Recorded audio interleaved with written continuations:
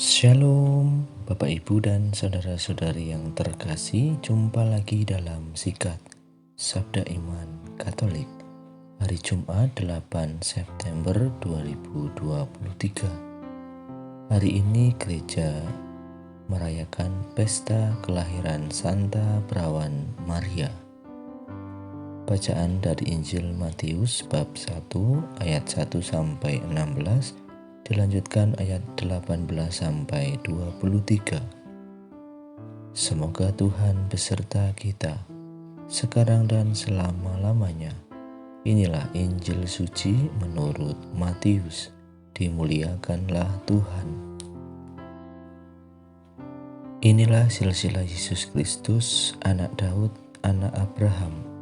Abraham memperanak Ishak, Ishak memperanak Yakub, Yakub memperanak Yehuda dan saudara-saudaranya.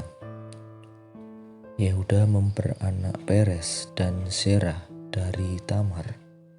Peres memperanak Hesron, Hesron memperanak Ram, Ram memperanak Aminadab, Aminadab memperanak Nahason, Nahason memperanak Salmon, Salmon memperanak Boas dari Rahab, Boas memperanakkan Obed dari Rut, Obed memperanakkan Isai, Isai memperanakkan Raja Daud, Daud memperanakkan Salomo dari istri Uria, Salomo memperanakkan Rehabeam, Rehabeam memperanakkan Abia, Abia memperanakkan Asa, Asa memperanakkan Yosafat, Yosafat memperanakkan Yoram, Yoram memperanakkan Usia,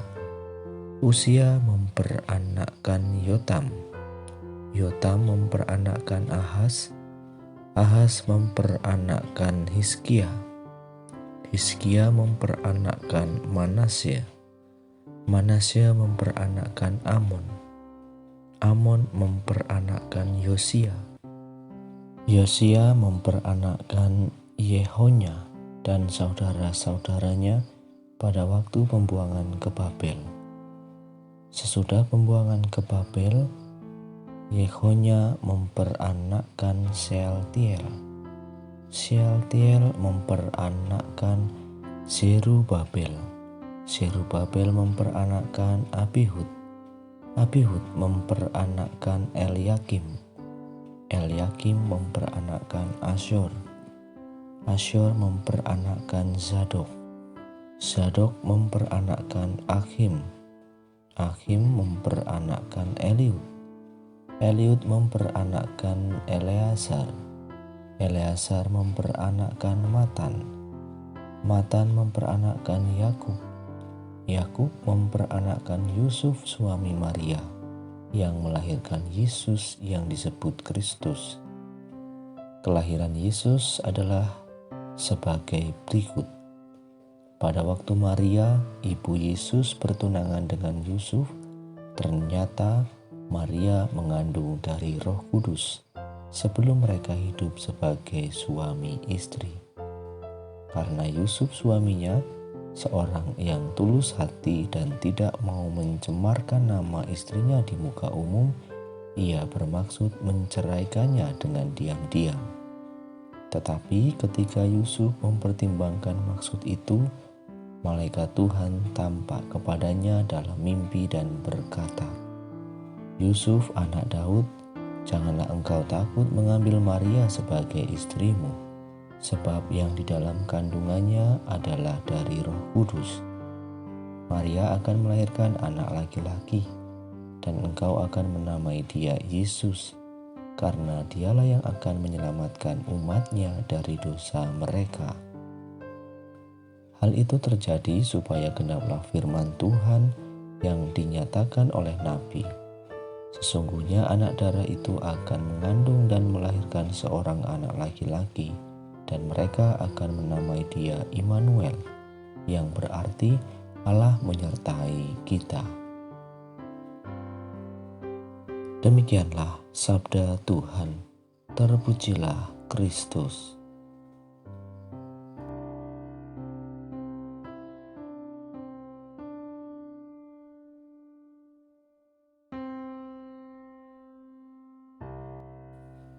Bapak, Ibu, dan saudara-saudari yang terkasih dalam Kristus, selamat pagi dan berkah dalam. Pada hari ini kita merayakan pesta kelahiran Santa Perawan Maria. Santa Perawan Maria lahir di tengah keluarga sederhana dari Yoakim dan Anna. Siapa yang menyangka bahwa pasangan Yoakim dan Anna yang disebut mandul di masa tuanya akan melahirkan seorang anak, seorang gadis perawan yang akan mengubah sejarah manusia dengan sikap taat dan jawabannya. Dengan fiat voluntas tua, terjadilah menurut kehendakmu, yang dinantikan segala makhluk sejak kejatuhan manusia ke dalam dosa. Allah telah menyiapkan rencana keselamatan sejak awal mula.